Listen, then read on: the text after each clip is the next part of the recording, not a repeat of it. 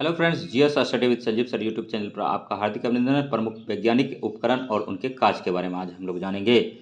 तो देखिए, केस्कोग्राफ जो है पौधे की वृद्धि मापने में काम आता है, और क्रोनोमीटर जो है जलयानों पर सही समय ज्ञात करने में इसका उपयोग होता है, और कार्डियोग्राम का हृदय गति की जांच के लिए होता है, और कैलोरीमीटर का ऊष्मा की मात्रा के मापन हेतु होता है, और गाइगर काउंटर का जो होता है रेडियो सक्रियता के मापन के लिए होता है। गायरोस्कोप का घूमती वस्तु की गति मापते हैं, और लेक्टोमीटर से दूध की शुद्धता मापने में होता है। फेदोमीटर समुद्र की गहराई मापने में होता है। अल्टीमीटर का विमानों की ऊंचाई मापने में होता है, और एनीमोमीटर का हवा की शक्ति तथा गति के मापन में होता है, और मोनोमीटर का गैस का दाब ज्ञात करने में होता है, और बैरोमीटर का जो है वायु दाब ज्ञात करने में होता है, और फेटोमीटर का जो होता है दो प्रकाशमय वस्तुओं की तीव्रता की तुलना मापने में होता है, और डिफरेंस मेजर करने में होता है, और पायरोमीटर का जो है दूर स्थित वस्तु का उच्च तापमान मापने में इसका उपयोग किया जाता है।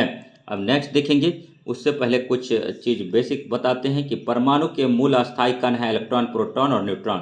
परमाणु में इलेक्ट्रॉन, प्रोटॉन, न्यूट्रॉन पाया जाता है। और नेक्स्ट जो है देखिए कि इलेक्ट्रॉन किसी तत्व के परमाणु में उपस्थित वह सूक्ष्म एवं ऋणावेशित कण है जो नाभिक के चारों ओर एक नियत कक्षा में चक्कर लगाता है, इलेक्ट्रॉन कहलाता है, याद रखिएगा।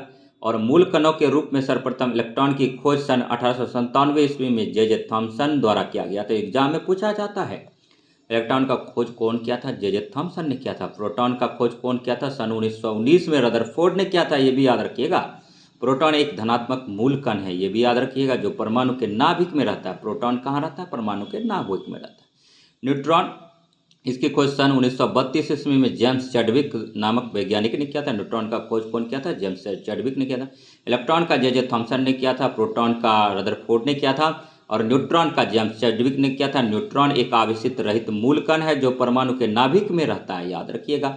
इसका जीवन काल बहुत ही कम मात्रा 17 मिनट होता है। आवेश रहित होने के कारण इसका उपयोग नाभिकीय विखंडन में किया जाता है।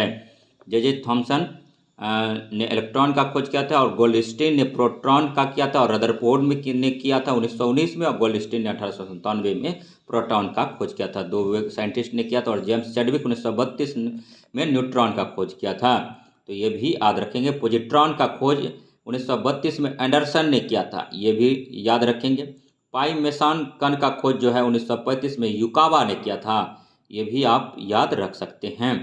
और नेक्स्ट आप देखिए, यहाँ से क्वेश्चन पूछा जाता है, ठीक है, कि हाइड्रोमीटर द्रवों की का आपेक्षिक घनत्व मापता है, और हाइग्रोमीटर में वायुमंडल में आर्द्रता के माप के लिए होता है। सिस्मोग्राफ जो है पृथ्वी की सतह पर आने वाले भूकंपों के माप में होता है, और स्पेक्ट्रोमीटर में पदार्थ की अपवर्तनांक के ज्ञात करने में होता है, और विस्कोमीटर जो है द्रवों की श्यानता मापने में होता है। टेकोमीटर जो है वायुयानों तथा मोटर बोटों की गति मापने में होता है, और गैल्वेनोमीटर जो है विद्युत धारा की दिशा तथा मात्रा ज्ञात करने में होता है, और ग्रेवोमीटर जो है गुरुत्व मापन में होता है, और रेडियोमीटर जो है विकिरण द्वारा प्राप्त ऊर्जा के मापन में होता है, और सेक्सटेंट सूर्य, चंद्रमा, टावर आदि की ऊंचाई ज्ञात करने में होता है, और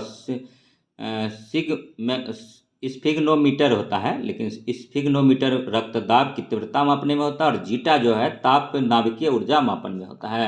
फोनोमीटर जो है ध्वनि की तीव्रता मापन में होता है, और क्रोनोमीटर जो है वर्णों की तीव्रता ज्ञात करने में होता है। तो वीडियो कैसा लगा लाइक कीजिए, सब्सक्राइब कीजिए और शेयर कीजिए, तथा इसी प्रकार का वीडियो देखने के लिए हमारे GS study with Sanjeev sir YouTube channel से बने रहिए। तो मिलते हैं नेक्स्ट वीडियो में, तब तक के लिए धन्यवाद। जय हिंद, जय भारत। ठीक है, थैंक यू।